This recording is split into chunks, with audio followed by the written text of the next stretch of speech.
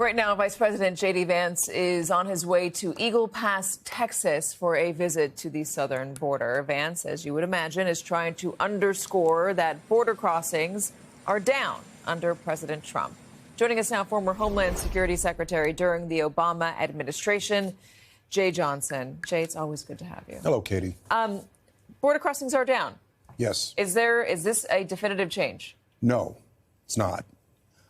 Recent history teaches, and I learned this owning this issue for several years, that illegal crossings react sharply and quickly to perceived changes in our enforcement policy on the southern border.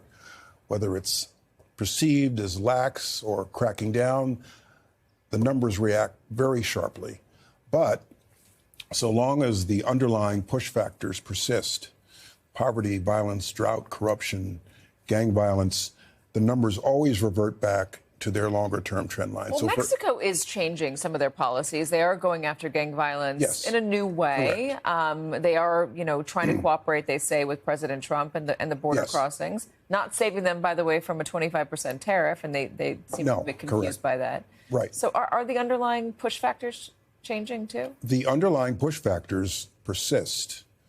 In 2014, we had a spike. In May 2014, we actually got the Mexican government to help us on their southern border to interdict a lot of migrants coming from Central America, and that contributed to the sharp downfall we saw. The Mexican government actually has limited resources for border security, for law enforcement.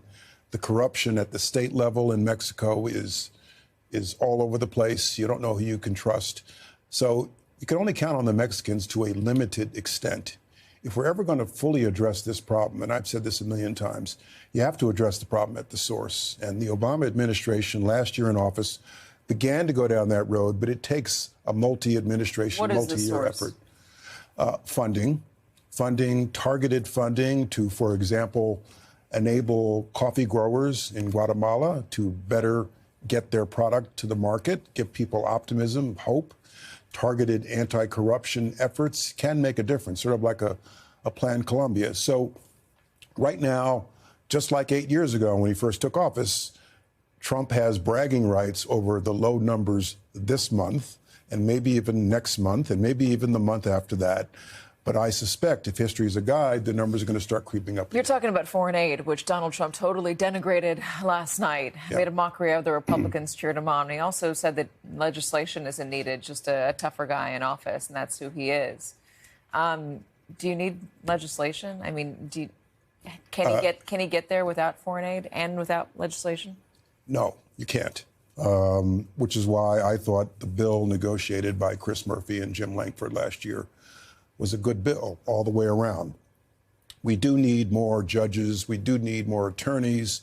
We need to adjust around the margins our asylum laws, which cannot be done by executive action, to really solve this problem, Katie. There actually are solutions to our broken immigration system, but they are politically unobtainable. There are such a hot potato issue. I love hearing that there are solutions. I don't love hearing that it's a political hot potato and we can't find our way to those solutions.